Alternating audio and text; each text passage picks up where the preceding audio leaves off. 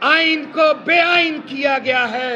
اس ملک میں آئین کے اندر مارشل لا کے دوران بھی بنیادی انسانی حقوق معطل کیے جاتے ہیں، ختم نہیں کیے جاتے۔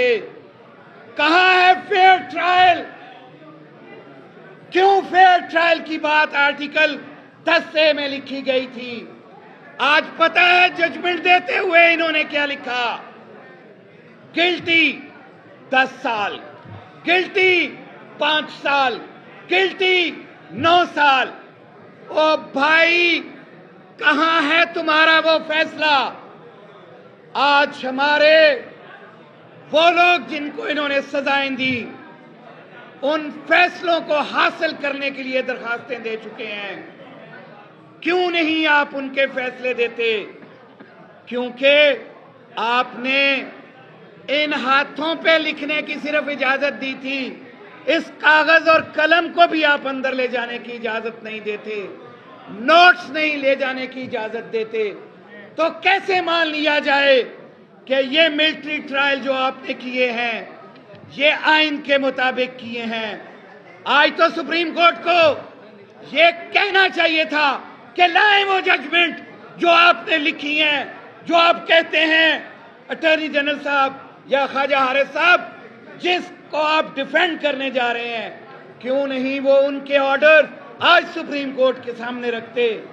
کیوں نہیں وہ فیصلے آپ لوگوں کو پرووائیڈ کرتے؟ کیونکہ اس سے آپ کا پول کھلتا ہے، کیونکہ اس سے یہ بات واضح ہو جاتی ہے کہ آپ نے ان لوگوں کو، بے گناہ لوگوں کو، سزائیں بغیر ٹرائل کے دی ہیں، بغیر اوپن ٹرائل کے دی ہیں، بغیر فیئر ٹرائل کے دی ہیں۔ ہم مانتے ہیں کہ ملٹری کورٹ کے اندر ٹرائل ہونے چاہیے، لیکن کن کے؟ جو اس ڈسپلن فورس کے ممبرز ہیں، جن کے لیے یہ قانون بنایا گیا تھا۔ ڈسپلن فورس کے لوگوں کو آپ اس میں ٹرائل کر سکتے ہیں، لیکن کسی سیولین کا ٹرائل آپ نہیں کر سکتے، کیونکہ یہ اوپن، فیئر، ٹرانسپیرنٹ پروسیڈنگز نہیں تھی۔ اس لیے آپ سزائیں دینے کے بعد بھی اس کے آرڈرز کی کاپیز بھی پرووائیڈ نہیں کر رہے۔ ان کا رائٹ آف اپیل جو ہے اس کو بھی آپ ختم کرنے جا رہے ہیں۔ یہ کون سے ملک میں، سیولائزڈ ملک کے اندر یہ ہو سکتا ہے؟